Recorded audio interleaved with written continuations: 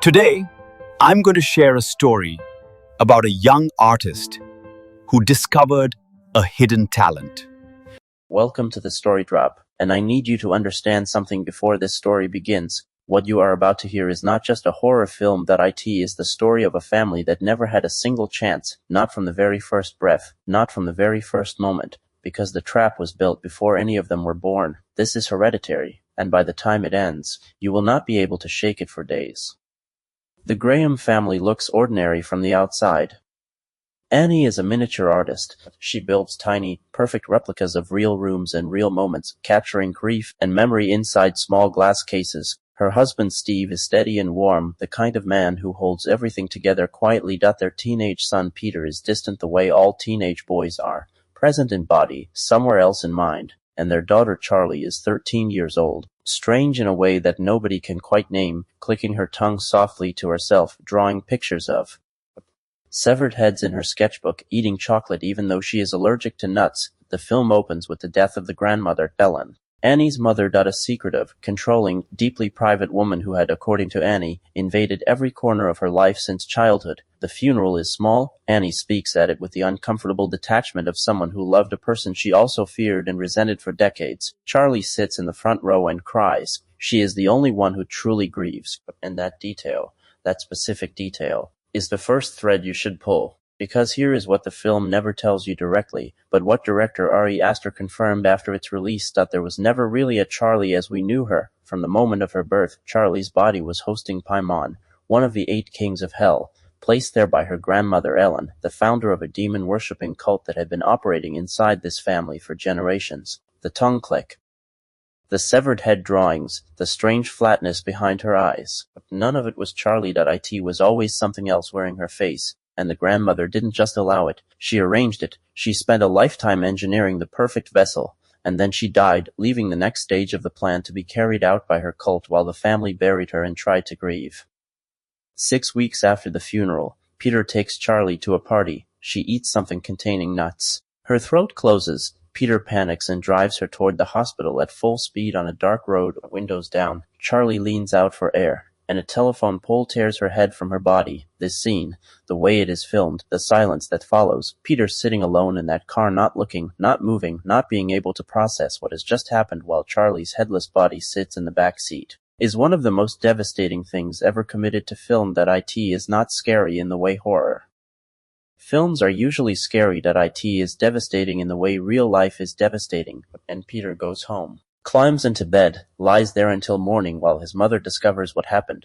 And the scream that comes out of Annie when she finds Charlie in the back of that car is the sound of a woman's world ending in a single moment. What follows is a family dissolving from the inside. Annie cannot forgive Peter. Peter cannot forgive himself. Steve tries to hold everyone together and slowly stops reaching them. And into this ruin walks Joan, a woman Annie meets at a grief support group. Warm and gentle and understanding in exactly the way a grieving mother needs, Joan tells Annie she lost her own son and grandson and has found peace through a practice that allows her to communicate with the dead. She teaches Annie a séance ritual. Annie performs it at home one night, calling for Charlie, and something answers, something that is not Charlie, something that has been waiting for exactly this moment. Joan was not a grief counselor. She was Ellen's former cult lieutenant. And the séance was the mechanism through which Paimon could begin transferring from Charlie's dead body into Peter. Annie's grief was the key.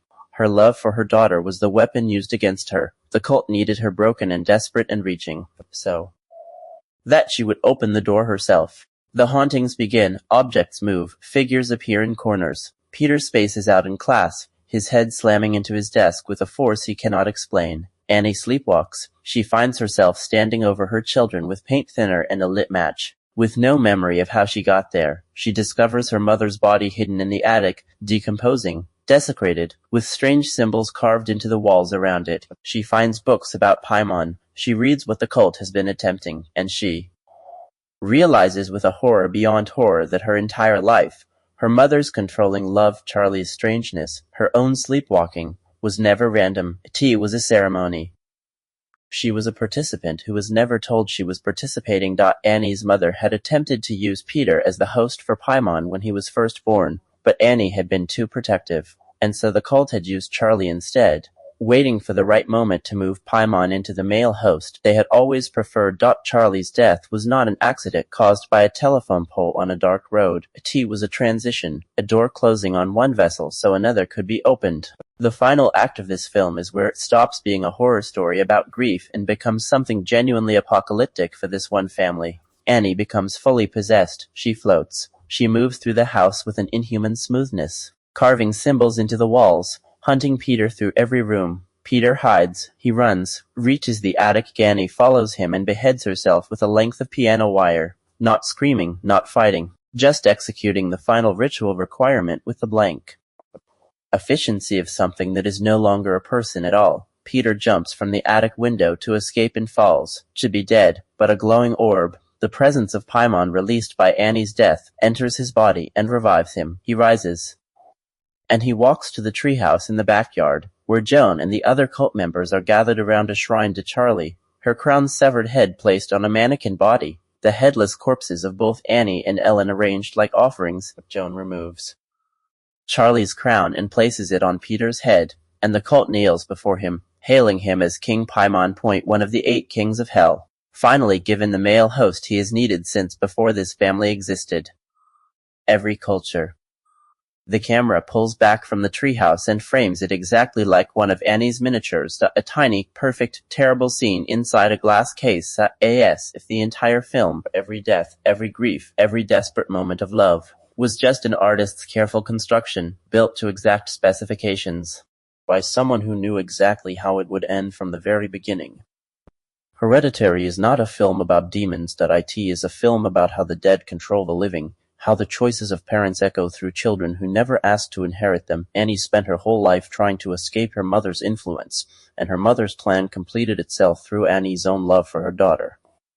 The cult did not win through power. It won through patience. It built a trap out of a family's most human moments of grief, guilt, love, desperation, and waited for each one to arrive on schedule. Peter never stood a chance. Charlie never stood a chance. None of them did. And the most terrifying thing about this story is not the floating body or the severed head or the creature in the corner of the room. It is the idea that somewhere, in every family, there may be a pattern already in motion that nobody can see until it is far too late to stop. I want to ask you one thing before you go. If you discovered that your entire life had been engineered by someone who died before you could confront them, what would you do with that? Drop your answer in the comments. I read every single one.